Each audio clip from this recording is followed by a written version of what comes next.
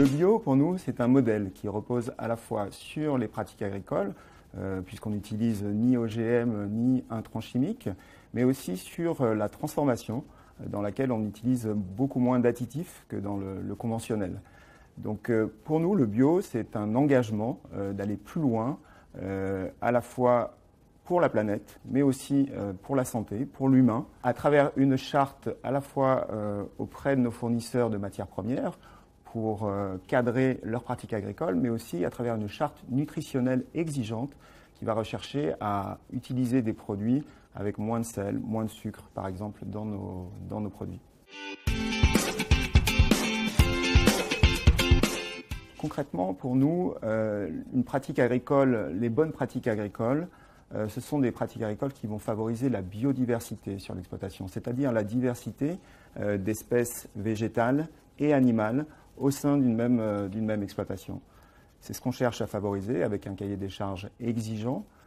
qui tient compte de pratiques telles que la présence d'infrastructures agroécologiques, c'est-à-dire d'espèces naturelles en périphérie des zones cultivées, qui inclut aussi des rotations longues, c'est-à-dire sur une même parcelle, succession de cultures végétales qui vont se compléter et être bénéfiques l'une pour l'autre. Par exemple, avec les légumineuses, on réussit à fixer l'azote de l'air et à fertiliser le sol, et les cultures qui vont succéder à ces légumineuses, comme des céréales par exemple. Avec les plantes fourragères, on réussit à enrichir le sol en matière organique, limiter le travail du sol, limiter l'érosion.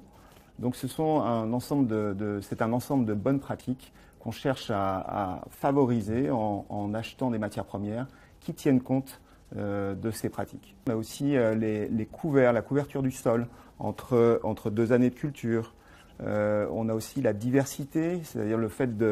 d'avoir sur la même exploitation à la fois des produits végétaux et des produits animaux qui vont se compléter et s'enrichir l'un l'autre. Donc le lien au sol est important, c'est-à-dire la capacité de l'exploitation à fournir l'ensemble de ces aliments pour les animaux et à pouvoir être autonome dans son système. On a fait le choix de cibler des espèces végétales qui aillent aussi dans le sens de la biodiversité, comme par exemple le petit épeautre ou par exemple le sarrasin,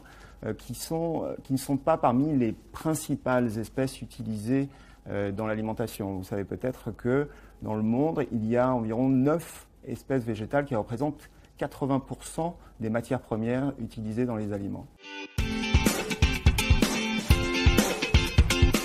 Pour vous donner un exemple de produit qui valorise la biodiversité, chez nous, on peut parler de la boisson végétale avoine de Bonne Terre,